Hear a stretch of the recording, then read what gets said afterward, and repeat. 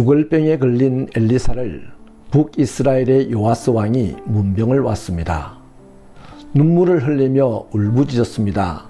내 아버지여, 이스라엘의 병거여, 마병이여 라고 외쳤죠. 이 얼마나 심금을 울리는 표현입니까? 이런 표현으로 봐서 요아스는 하나님을 기가 막히게 섬기는 사람인 것 같아 보입니다. 하지만 실상은 처음부터 끝까지 여로보암의 죄를 따라 살았습니다. 하나님을 믿으려고 하지도 않았고 알려고도 하지 않았으며 그러면서도 하나님의 축복만큼은 포기하지 못했던 사람입니다.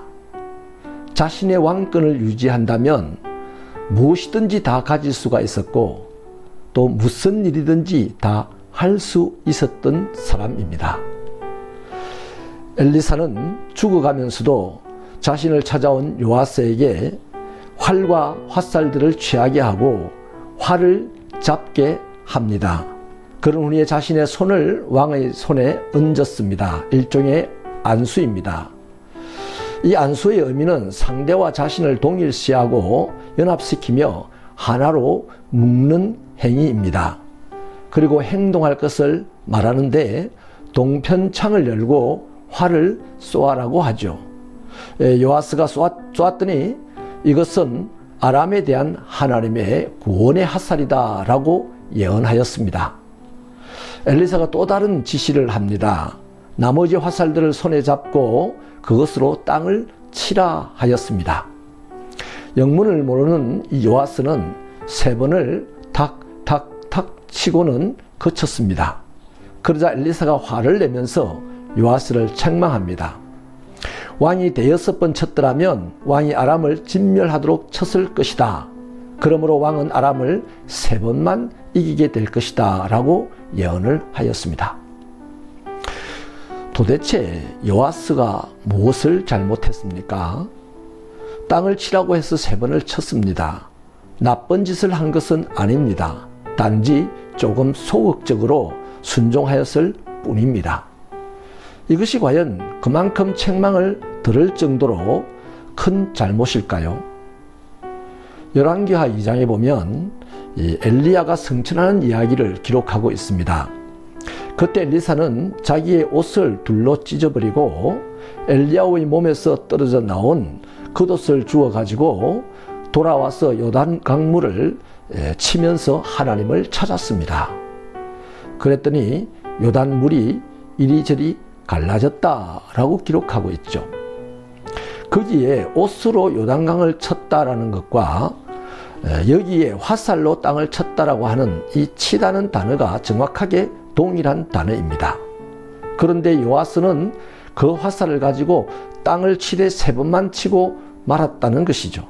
그게 요아스의 믿음의 분량입니다.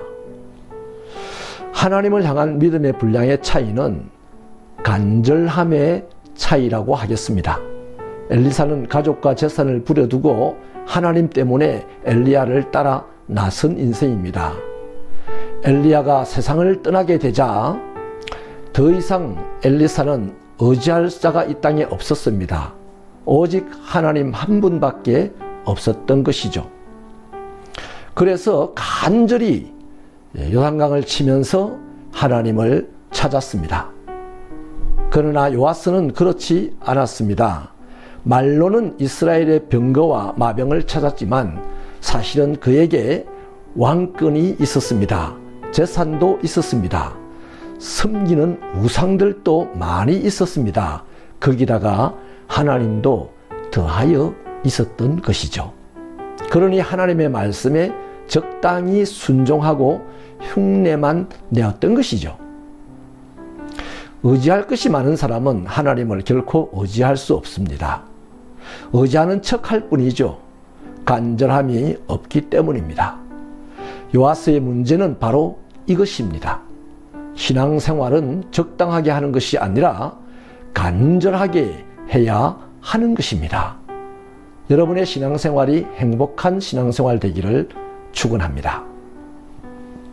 하나님, 우리가 의지하는 것이 너무 많아서 하나님의 도움이 필요할 때 도움을 구하는 것조차 간절하지 못하고 적당하지 않습니까?